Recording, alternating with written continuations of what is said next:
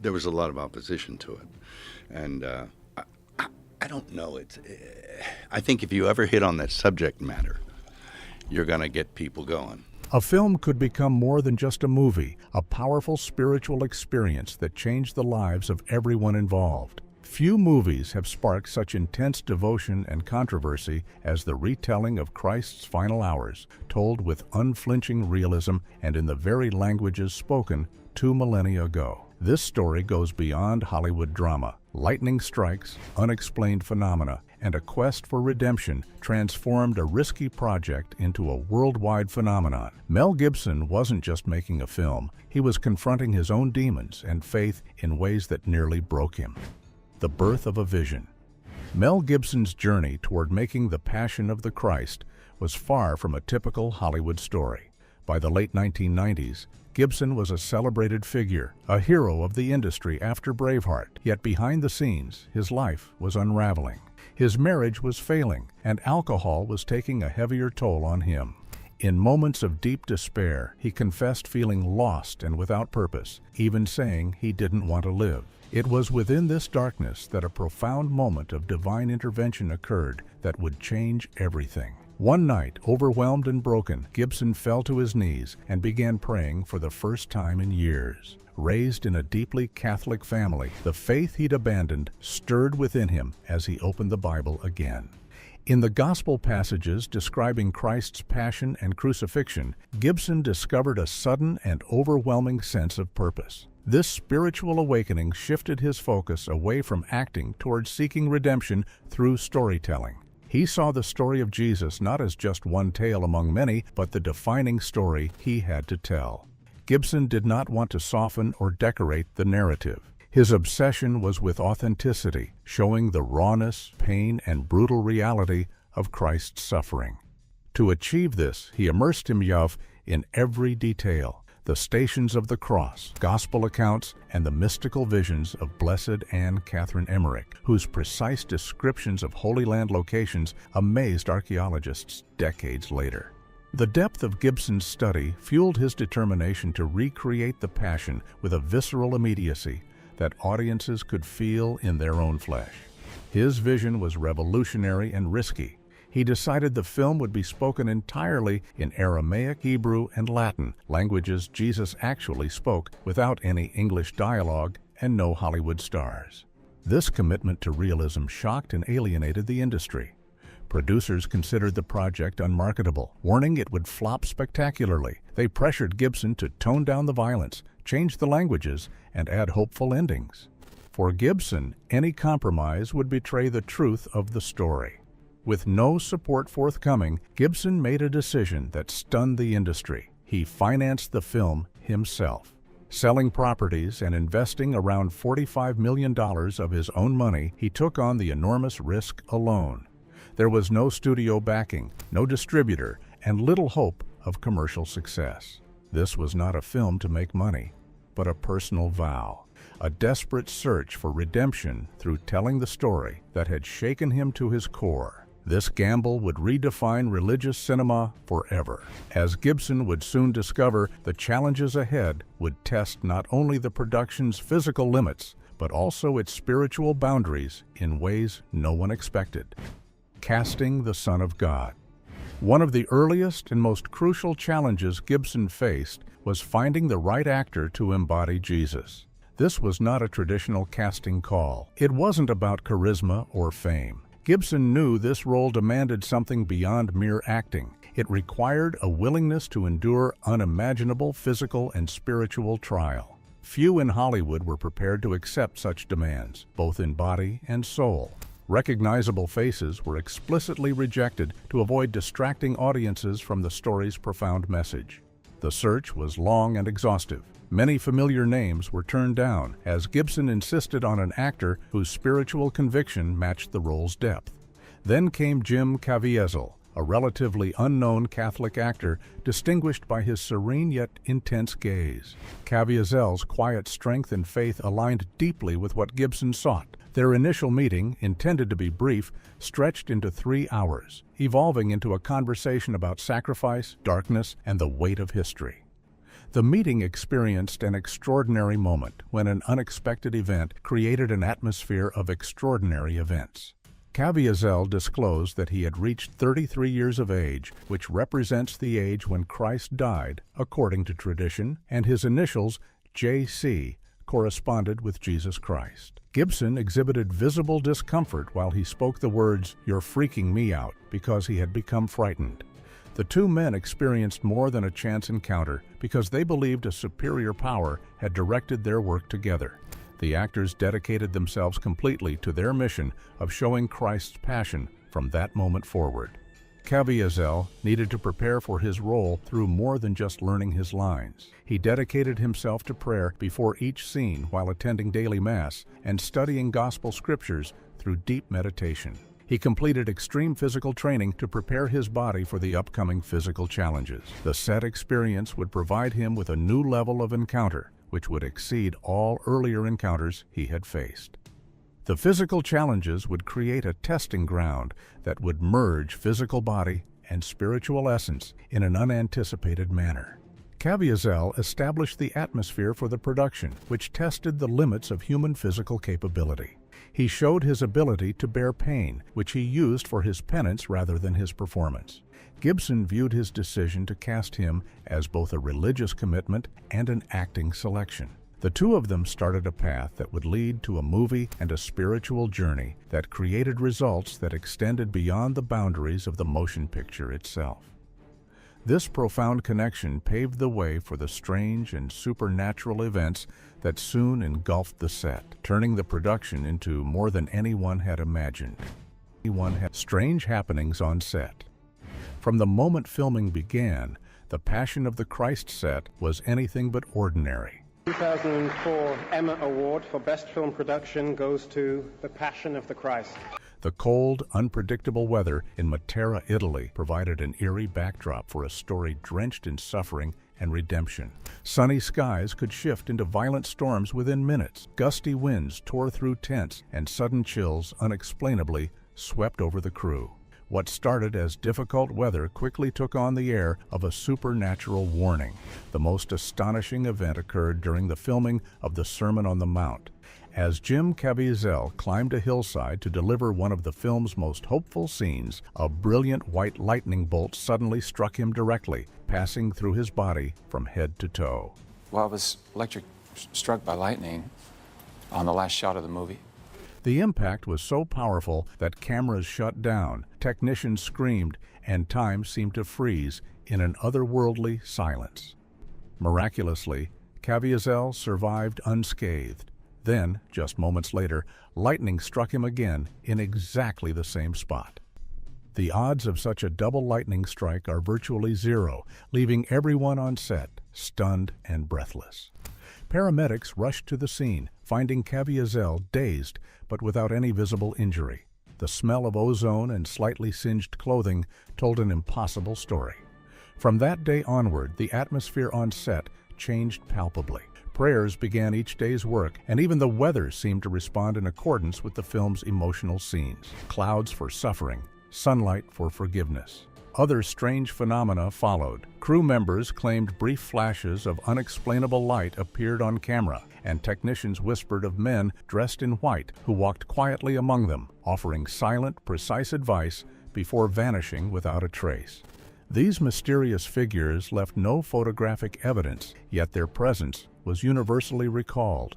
The sense of witnessing something beyond the usual boundaries of filmmaking settled over the entire production. The intensity spilled into the cast as well. Several actors reported profound spiritual experiences, with some choosing to confess their faith or be baptized during filming. The actor who played Judas, once an atheist, described how portraying his role pierced his soul, leading to a life-altering conversion. The force of the story's sacred weight pressed on everyone, dissolving barriers between fiction and spiritual reality. Even Mel Gibson himself was seen retreating in moments of quiet prayer, overwhelmed by the presence he felt on set. The melding of physical filmmaking and spiritual phenomena blurred the line between acting and divine encounter. Something beyond cinema was unfolding, a mystery that would become as legendary as the film itself. This charged atmosphere set the stage for the next chapter, where real pain and sacrifice would push the boundaries of endurance in ways no one expected. Real pain, real sacrifice. The filming of The Passion of the Christ was not only a spiritual trial, but a physical ordeal unlike any other. Jim Caviezel, who portrayed Jesus, faced unimaginable hardships to embody the suffering of Christ authentically. One moment exemplifies this intensity. During the scourging scene, a metal-tipped whip accidentally tore into Caviezel's back, causing real and agonizing pain. The scream captured in the film wasn't acting. It was a genuine expression of shock and agony. But this was just the beginning of what Caviezel would endure.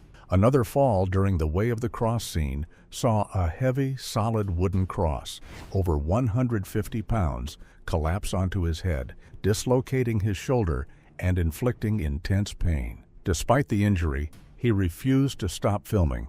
Every grimace, tear, and painful movement was real, a testament to his commitment to showing the true weight and suffering symbolized by the cross. His body became a living canvas for sacrifice. As the crucifixion scenes continued, the conditions worsened. Filmed in the cold rain of winter in Matera, Italy, Caviezel hung motionless on the cross for hours, exposed to icy wind and soaking wet, wearing only a thin tunic. His body temperature dropped dangerously, and doctors diagnosed him with hypothermia. Yet he remained determined, refusing to come down from the cross, mirroring the endurance of the story he was telling. On the cross, I had to stay in a position for 8-9 minutes. The physical toll grew heavier by the day. Caviezel developed double pneumonia, weakened by exposure and exhaustion. The extensive use of makeup and prosthetics to simulate wounds caused blisters and cracked skin. But there were no stunt doubles or visual effects to soften the torment. Everything was real. The production transformed into a kind of penitential performance, where actor and story merged in a profound act of sacrifice. Mel Gibson himself was relentless in pursuing this raw depiction of suffering. When crew members pleaded for Caviezel to rest, Gibson calmly responded that if Caviezel could endure it, so could they. Cameras rolled through fever, pain, and spasms, refusing to cut away from the harsh reality. The director sought not spectacle but truth, conveying the weight of sin and sacrifice without compromise. Every drop of blood and tears shown was meant to bring the audience to a deeper spiritual understanding. The boundary between acting and real life became less distinct when the set atmosphere began to develop a spiritual atmosphere. The most intense scenes of the film received absolute silence, which continued until people started to show their emotional reactions to the story. Some actors reached their limits by crying or praying because they could not distinguish between their acting work and authentic spiritual encounters. Gibson used silent moments to step away from the film to pray and think. Set reports describe lights that appeared on camera without explanation, which produced flashes that stage lighting could not create. The two phenomena created an atmosphere that suggested that sacred events were taking place outside standard filmmaking. The entire cast and crew experienced a moment that went beyond the boundaries of film because they witnessed a real story that existed beyond their performance. The production evolved through two elements, which emerged when filming began to reach its maximum potential. The film turned into a spiritual journey, which showed how all suffering in the movie represented both historical events and current times when people seek redemption. The testament that exists on Italian hills represents their bodily suffering, which they converted into an eternal mark. The global impact of this uncompromising vision was as profound as the pain endured during its making. Global impact and controversy.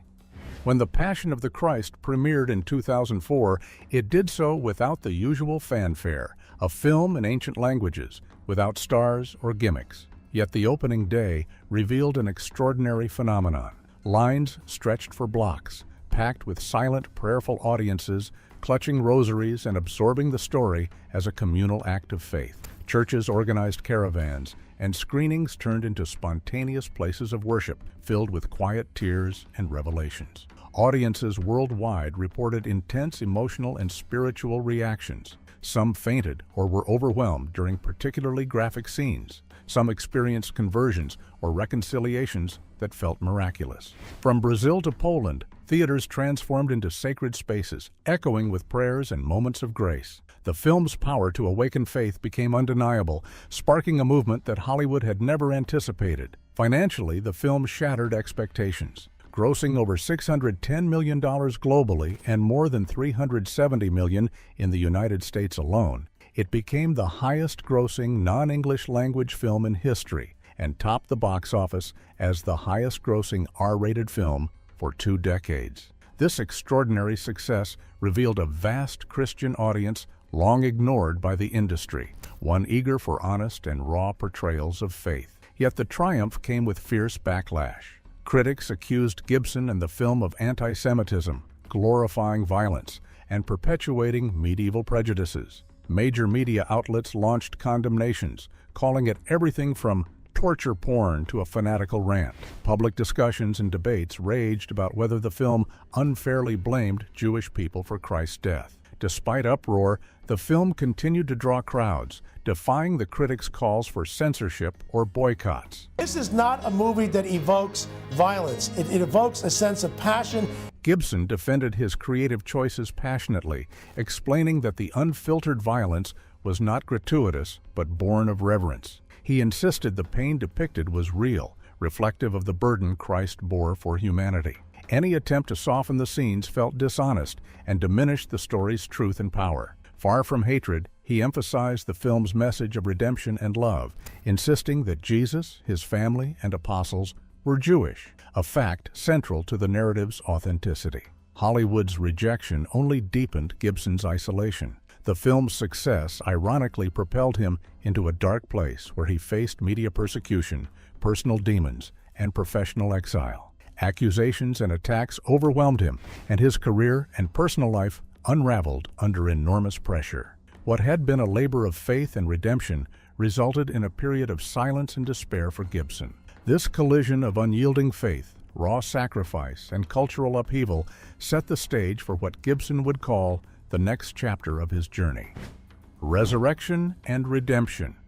Mel Gibson never saw The Passion of the Christ as a standalone project. To him, it was only the beginning of a much larger story. His next mission is a film about the resurrection of the Christ, a story that extends beyond the cross to the very heart of Christian faith. This new project aims to explore the mystery of what happened between Christ's death and his triumphant resurrection, a period often overlooked in cinema but central to spiritual understanding. This sequel, titled The Resurrection of the Christ, promises to be even more ambitious and mystical than its predecessor. Gibson envisions a cinematic journey through realms unseen, depicting Christ's descent into Hades to break the gates of hell and liberate the souls awaiting redemption. Drawing inspiration from apocryphal texts, patristic writings, and fragments of the Gospel of Peter, the film aims to portray a cosmic battle between light and darkness, emphasizing the spiritual power behind the resurrection. Unlike the brutal physicality of The Passion, this film will focus on spiritual warfare and divine glory. Gibson describes its tone as a blend of spiritual terror and absolute hope, capturing the invisible power of redemption rather than physical suffering.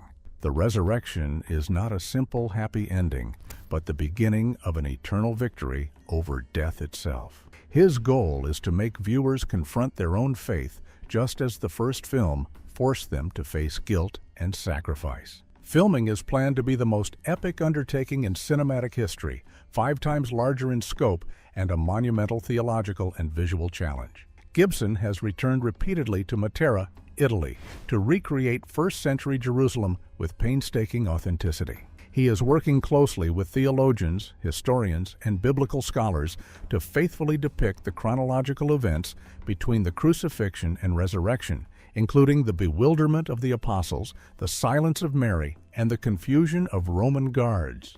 The highly protected secret contains a sequence that draws inspiration from both the Book of Revelation and the Messianic Psalms. Gibson presents an afterlife vision that creates a new experience for viewers through his depiction of the perpetual battle between heaven and hell. The film will be released in 2 parts, exactly 40 days apart, because Good Friday and Ascension Day serve as the starting and ending points of Christ's earthly existence during that period. Gibson made a symbolic choice when he decided to recast the lead role of Jesus because he believed that people in each new era needed to experience Jesus through new visual representations. Finnish actor Jaakko Otinan will portray the new Jesus character alongside the new cast, which includes Mary Magdalene and other important biblical characters. The project requires a budget exceeding $100 million because it must convey a deep spiritual mystery with great artistic responsibility.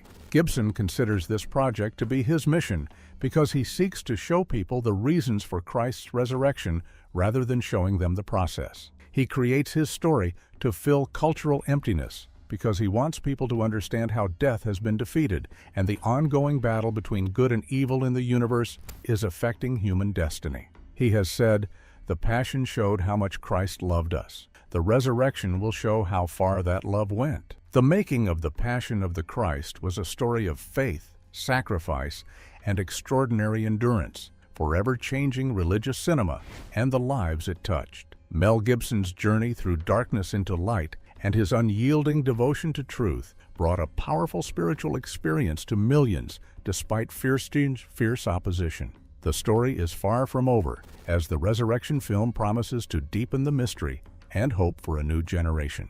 If you found this journey compelling, please like and subscribe for more insights that challenge what you think you know about history, faith, and the unseen world.